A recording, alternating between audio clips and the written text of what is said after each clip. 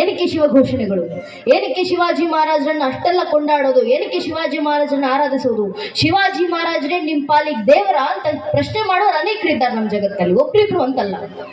ಬಹುಶಃ ಶಿವಾಜಿ ಮಹಾರಾಜರು ದೇವರಲ್ಲದೇ ಇರ್ಬೋದು, ಆದ್ರೆ ಇವತ್ತಿಗೂ ಮುಕ್ಕೋಟಿ ದೇವರುಗಳನ್ನ ಜಗತ್ತಿನ 100 ಕೋಟಿ ಹಿಂದೂಗಳು ಮನೆಗಳಲ್ಲೂ ಆರಾಧಿಸ್ತಾರೆ ಅಂದ್ರೆ ಅದಕ್ಕೆ ಮುಖ್ಯ ಕಾರಣ ಛತ್ರಪತಿ ಶಿವಾಜಿ ಮಹಾರಾಜರು.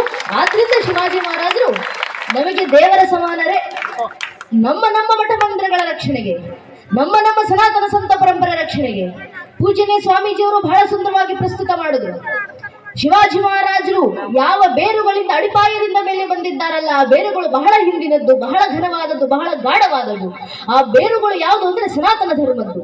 ಆ ಬೇರುಗಳಿಂದ ಉದ್ಭವವಾದಂತ ಈ ಸನಾತನ ಧರ್ಮ ಎಂಬ ಆಲದ ಮರದ ರಕ್ಷಣೆ ಇದೆಯಲ್ಲ ನನ್ನ ನೆಚ್ಚಿನ ಬಂಧುಗಳೇ, ಖಂಡಿತವಾಗ್ಲೂ ಸಾಮಾನ್ಯವಲ್ಲ. ಇದೇ ಸನಾತನ ಹಿಂದೂ ಪರಂಪರೆ ನಾಶ ಮಾಡಬೇಕು.